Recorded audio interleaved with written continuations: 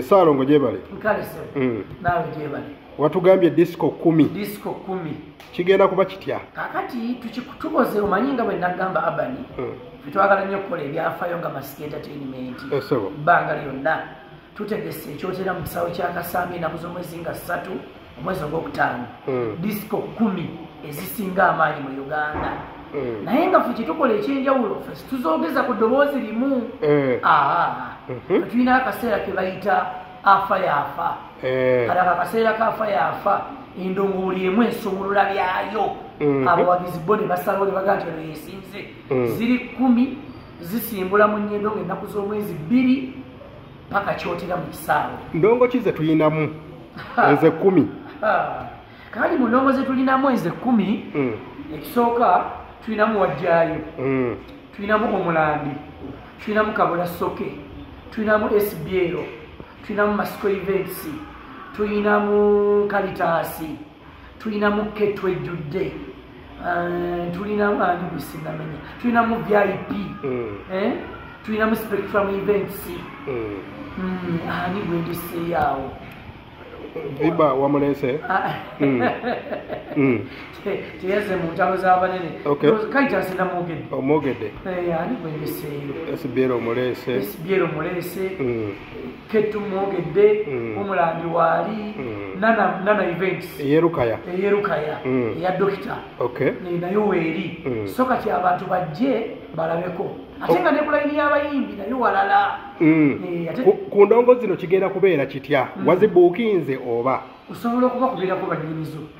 Tewali ndongo etali nsasule. Buli ndongo wagibuukinze? Osobola okubakubirako ssebo taata. Bwe buli nnyini ndongo gwe tuwogeddeko muyiseemu akasimu. Mugere bakulanga ekyotera gy'oli. Ate nga bava kugula byuma bipya abasinga obungi. Gweyogerako nabo. Twala obudde obabuuzi. Shafiki aguze ebyuma bipya. Shafiki aguze. Omulambi kyeyeekola. Saalongo kyeyeekola. Ne Saalongo kimera asumuludde. Ate Dokita wannana. Baleze ebyana ebimyufu gye baleese. Kubira okugundi ku musawo Patrick. Akubuli kyali mu kwekola. Yagambye Saalongo ngendako okugira abasajja. Kati kubira Kabula Soke. Kubanga tekibangawo mu Uganda yonna kino kitukoze. So abantu beetegeke tutandika ku makya. Tulinayo ebikonde, tulinayo lesolingi. Abo balesola be mulaba ab'emukono gye bali mu luwombo misana tukutuku. So mweteeketeeke twategese dda ekivulu ky'omwaka. Endongozi tugambye ate abayimbi. Abayimbi tulina Edikezo yagenda okukulembera mu ttiimu y'abayimbi. Tulina David Lutalo yagenda okuddako awo. Tulina Aromantic Entertainment. Abazannyi b'obuzannyo bw'oku TV abakyala abanyumirwa. Obuzannyo ku TV kazannyo ku kazannyo. Gye bali. Tulina bandi ya Big Talent. Tulina bandi eno ey'aba First Grade bandi. Tulina Grand Max bandi. Tulina Musakasi. Tulina Pikipiki eddukira Kisenge. Tulina Mugonya. Tulina Empologoma. Tulina Zonamba. Twagitadde wali mu kisaawe ekyotera. So ebintu bingi. Kyobanga tulinamu n'ebikonde. Tutandika ku makya tugenda gaba ebirabo t-shirt emitwalo ng'ebiri. Kampani ez'amaanyi zituwagidde era obudde bwonna ogenda kulaba. Oluwombo tulukyusizza nnyo sebo. Ekivulu kigenda kubeera ku ssente mmeka kuba ndaba ebintu bingi? Ekivulu twabazeebazeemawo twasazeewo buli kintu ky'otuukako obeere ng'okirabidde ennusu 250. 250 ga Uganda kubanga twageza okugategadamu ng'oguma ekitundu bw'obala abayimbi bali mu 30 endongo ziri mu 10 waliyo abazannyi b'emizannyo bali mu 15 twabazeemu ndowooza 250 zawabadde awo nga buli kyolabako eriiso lyo 15 kiba kikukutte so okuyingira kwagwo mu kitundu abantu bajje mu bungi nga mmeka? Nga 3 omwezi ogwokutaano. Ate ku kya security kigenda kuba kitya? Security tulina ya mirundi 3. Tulina Uganda Police. Afande Sande wane Kasijjagirwa bagenda kutuwa amagye. Tulina ne Uber. So security ebeera tight.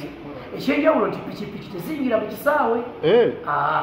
Twapangisiza ekisaawe ekirala ekyawo ku ssomero ly'e Kasambya.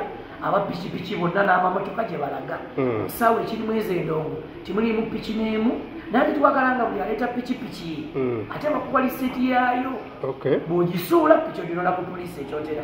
Kitegeeza kukuuma lisiiti eyo onone pikipiki yo onone emmotoka yo tunyumirwe era tusaba okola Urban tukwaniriza taata. Okay, waliwo abaana abatandika okuyimba mukisa ki gwogenda obbawa mu Luwombo? Abaana abatandika okuyimba kati abava naddala mu Masaka Urban abaana abo tugenda kubakukwasa naye abaana twagala babe n'empisa shene eddukira ku sipiidi egenda kuba yabudde. Tulina obudde bwe tuliko nti kati buno bw'abakozi ba Sentinel Bisanyuka TV eddakiika oba 3 shu abo nga bayitawo.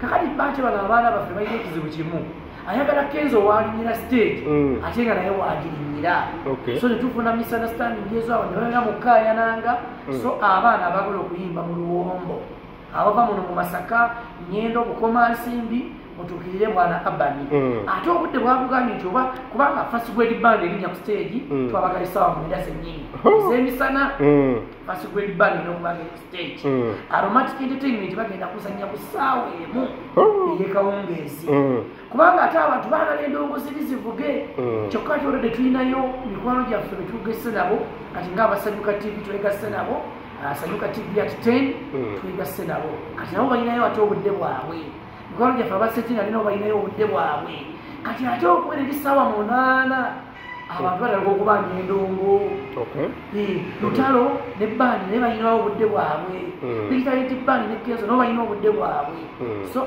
tugoberere nnyo obudde nga bamutuwadde oluvannyuma tuyingire mu ndongo 10 tukomewo wano ku Mande ng'abantu babujulizi nti eno ye yasinze eri ye yasinze yesebu.